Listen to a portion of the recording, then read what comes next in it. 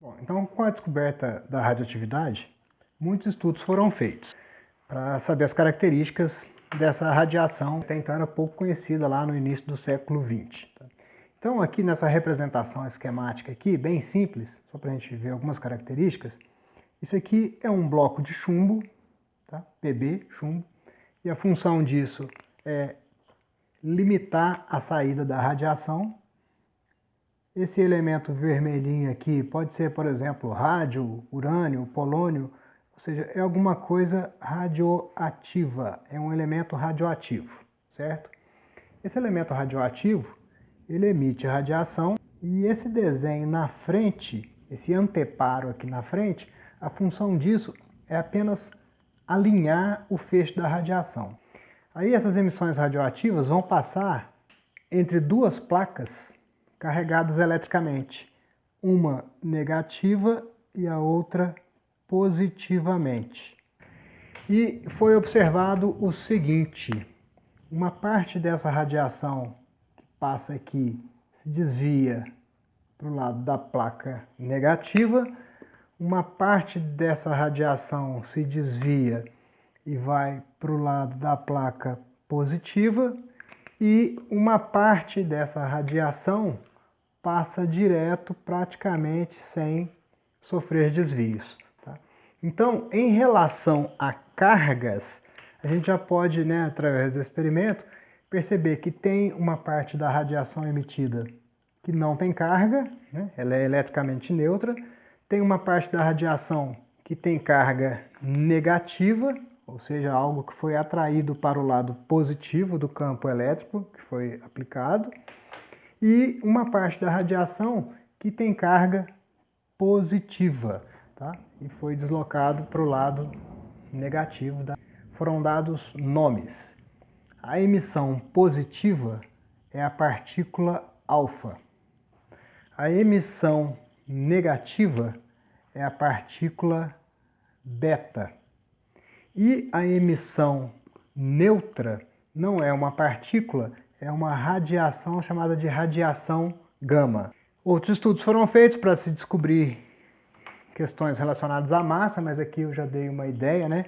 A beta é atraída primeiro do que a alfa, então provavelmente ela é mais leve ou tem massa menor.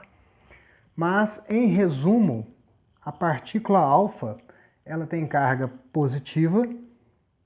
A carga positiva dela é 2 vezes mais intensa do que a dessa beta, então a gente fala que ela é 2 mais, tá? Ela tem 2 cargas positivas e ela tem massa 4, tá? Então isso aqui é a partícula alfa, é uma partícula que tem massa 4 e tem 2 cargas positivas. Tá? Agora um parênteses, hélio, um gás nobre. O hélio tem número atômico 2, número de massa 4. O hélio tem um núcleo e tem 2 elétrons circulando aqui, certo? O hélio tem, no total, 2 elétrons circulando aqui do lado de fora, certo? 2 elétrons aqui. E no núcleo, o que o hélio tem? O número atômico dele é 2, significa que ele tem 2 prótons. A massa é 4, então ele tem também 2 nêutrons, porque 2 prótons mais 2 nêutrons dá massa 4. O elétron não entra na massa. Tá? Se a gente arrancar esses 2 elétrons do hélio, como é que ele fica? Sobrou o núcleo dele, que tem 2 prótons e 2 nêutrons. 2 prótons mais 2 nêutrons, massa 4. Nêutron não tem carga, mais 2 cargas positivas dos prótons, 2 mais. Por isso que muitas vezes você vai encontrar a informação de que a partícula alfa é um núcleo do átomo de hélio, ou seja, é o hélio sem os 2 elétrons, é só o núcleo do hélio. Tá? Então é equivalente. Um hélio sem os elétrons e acelerado, é uma partícula alfa por definição. Beleza? Partícula beta, que tem carga menos 1, tem massa 0. Carga menos 1 e massa 0. Existe alguém que você já conhece, tem as mesmas características. Carga -1 é o elétron. O elétron tem carga -1. Qual que é a massa do elétron? É 0, né? Na verdade não é 0, mas é muito baixa. Então a gente considera como sendo 0. Então a partícula beta é a mesma coisa que um elétron. Mas, muito cuidado, por favor, agora é muito importante. Nós estamos falando de radioatividade. Radioatividade é a emissão de partículas ou de energia pelo núcleo. Tá? Lembre-se que nós estamos trabalhando com núcleo. Então, quando, naquele exemplo anterior ali, eu falei que o hélio perdeu 2 elétrons, ele não emitiu partícula beta, não. Tá? A partícula beta é igual a um elétron. Porém, a partícula beta, ela é emitida do núcleo. A origem dela é o núcleo. Mas como que o núcleo vai emitir um elétron? E agora? Vamos resolver essa dúvida? O núcleo tem prótons de carga positiva e o núcleo tem nêutrons sem carga. Os nêutrons são subdivisíveis. Prótons e nêutrons não são as menores partículas nucleares. O nêutron pode se subdividir. Então, quando ele se decompõe, o nêutron se transforma num próton mais um elétron, um positivo e um negativo, por isso que ele é neutro, mais um neutrino.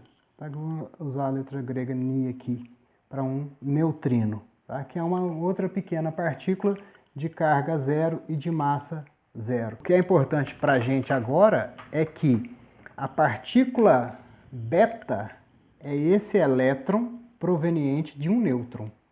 Tá? É um elétron que é emitido, carga -1 aqui, desculpa, -1.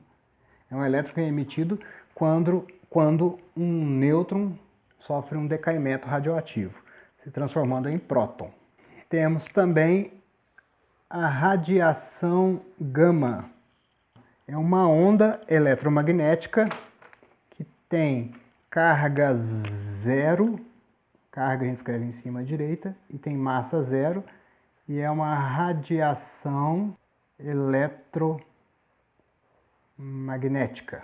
Melhor, lembra do espectro das energias, das radiações eletromagnéticas? Se a gente separar aqui um pedacinho que é visível, tá? Ou seja, em ordem de energia, a gente enxerga algumas radiações eletromagnéticas que têm energias iguais a do vermelho, no mínimo, e no máximo até a do violeta. Tá? Se tiver energia inferior à do vermelho, a gente está numa região aqui que é chamada de infravermelho. Tá? Mais para baixo aqui, começam a aparecer as micro-ondas, as ondas de rádio, ou seja, as ondas de baixa energia. Mais para a direita, logo depois da radiação de cor violeta, vem a radiação que a gente não enxerga a cor, que aí será já a ultravioleta. Depois da ultravioleta, mais para frente um pouco, a gente encontra raio-x e mais para frente ainda a radiação gama. Ou seja, a radiação gama é das mais altas, tá? Lembrando que radiação gama é uma emissão natural de um núcleo, de um átomo radioativo, obviamente, enquanto raio-x não é natural, tá? É um processo, a gente tem um aparelho que a gente consegue produzir essa radiação. E raio-x, o x é maiúsculo aqui, tá, gente? Escrevi errado. Ok? Então, a radiação gama é uma radiação eletromagnética de muito alta energia. Outra característica dessas emissões é a seguinte. Só para representar aqui, se tiver uma fonte de partículas alfa, beta e gama, tá? E a gente colocar um papel à frente, esse papel é capaz de bloquear as partículas alfa. Elas param por aqui, elas não atravessam o papel, tá? Ou seja, o poder de penetração delas é baixo. As partículas beta, elas conseguem atravessar o papel e chegam até uma lâmina metálica, né? Lógico, vai depender da espessura dessa lâmina metálica, mas lâminas metálicas finas já são suficientes para bloquear as partículas beta. E a radiação gama, ela consegue passar direto pelo papel, porque ela tem muita energia, ela passa direto também por lâminas metálicas finas e, dependendo da espessura da lâmina de chumbo, né, chumbo é um metal muito denso, a radiação gama, né, parte dela pode passar, tá? A radiação gama, ela pode ficar bloqueada ou pode passar pela placa de chumbo, dependendo, obviamente, da espessura dessa placa de chumbo. Mas o que eu quero mostrar aqui, principalmente, é que a partícula alfa, o poder de penetração dela é baixo, né? Então, pensando no nosso corpo, né, a partícula alfa ela só vai atingir a pele, a partícula beta pode atravessar a pele e atingir outros tecidos, e as radiações gama, com certeza, vão atravessar o nosso corpo com muita facilidade. Então, esse é o poder de penetração. Agora, outra característica que às vezes é comentada é o poder ionizante dessas partículas. O poder ionizante tem a ver com a carga, porque ionizar alguma coisa é fornecer ou retirar elétrons dessa coisa. Tá? Então, quanto mais carga a partícula tiver, mais facilmente ela vai conseguir ionizar uma outra espécie. Tá? Então, a partícula alfa tem carga 2+, a partícula beta tem carga -1, ou 1-, ou -1. Tá? Então, quem que é mais ionizante? A partícula alfa é mais ionizante por ter mais carga. A partícula beta, -1, tem menos carga, é menos ionizante. E a gama, que praticamente não tem carga, é a menos ionizante de todas. Então, o poder ionizante é baixo, médio e alto. Gama, beta e alfa.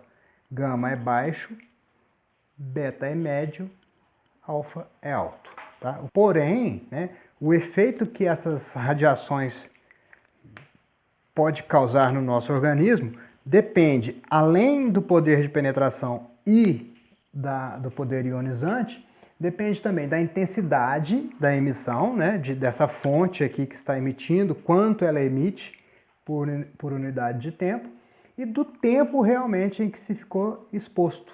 Tá? Ou seja, vai depender da dose efetiva que você recebeu, tá? que é medida em uma unidade chamada de Rem, que é em Röntgen, tá? Em homenagem ao descobridor dos raios-x lá, né, do Röntgen. De 0 a 25, Rem é o equivalente em ser vivo do Röntgen. Röntgen, que é o descobridor lá dos raios-x, tá? Até que o nome dele virou uma unidade de medida. Então, de 0 a 25, não tem nenhum efeito clínico observável, ou seja, não vai te causar problema nenhum. E para você ter uma ideia, se você fizer uma radiografia de pulmão, você vai estar submetido a uma unidade dessas, a um Rem. Então, de 0 a 25 não dá nada, de 25 a 50 Rem, vai diminuir os glóbulos brancos, tá? Inclusive, a Marie Curie morreu de leucemia, tá? Leucemia que tem a ver com a produção de glóbulos brancos, e porque ela, né, na época não se conhecia os problemas da radioatividade, dessas interações com o nosso corpo, então ela trabalhava sem nenhum, quase sem nenhum cuidado. De 100 até 200 Rem, você pode ter náuseas, diminuição muito significativa dos glóbulos brancos. De 500, em torno de 500, é uma morte em aproximadamente 30 dias após a exposição. E 800 ou mais, morte certa. Tá? Só para se ter uma ideia.